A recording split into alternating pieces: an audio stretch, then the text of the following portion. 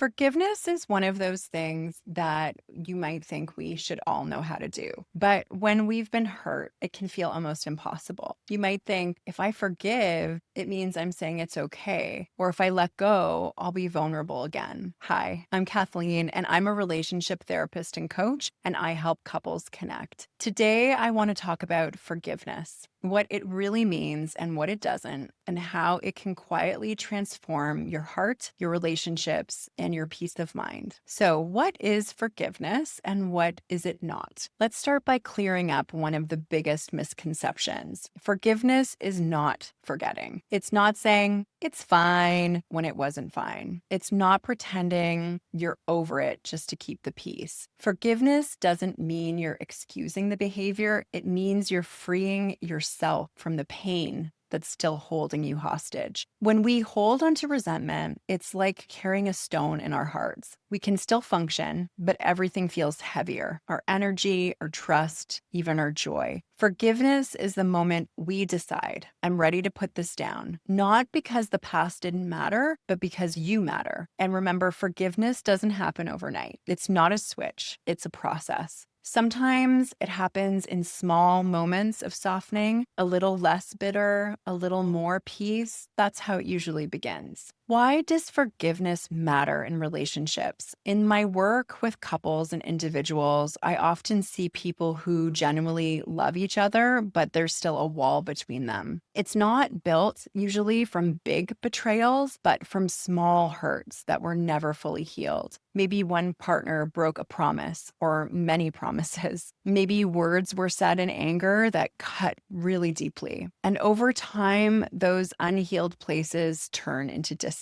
When forgiveness doesn't happen, resentment fills the space where closeness should be. It becomes harder to trust, harder to listen, harder to reach for each other with softness. But when forgiveness does happen, even just the beginning of it, the energy shifts. You start to see your partner not as the person who hurt you, but as a person who is also capable of growth, regret, and love. Forgiveness really opens the door for repair. It's not about erasing the past. It's about choosing to build something new together. So what are the steps towards forgiveness? How do we actually move towards forgiveness, especially when it still hurts? Here are 4 gentle steps that I often share with my clients. Step 1, acknowledge your pain. You can't heal what you don't feel. Let yourself be honest about what happened and how it affected you. This step is about honoring your own emotional truth. Step 2, name what you needed. What part of you was hurt? What did you need that you didn't get? Understanding, honesty, safety, care. This helps you move from vague pain to clear awareness, and clarity is very healing. Step 3, see the human being, not just the hurt. When you're ready, try to view the other person as a whole human, flawed, imperfect, and often acting from their own wounds. This doesn't excuse what happened, but it can open your heart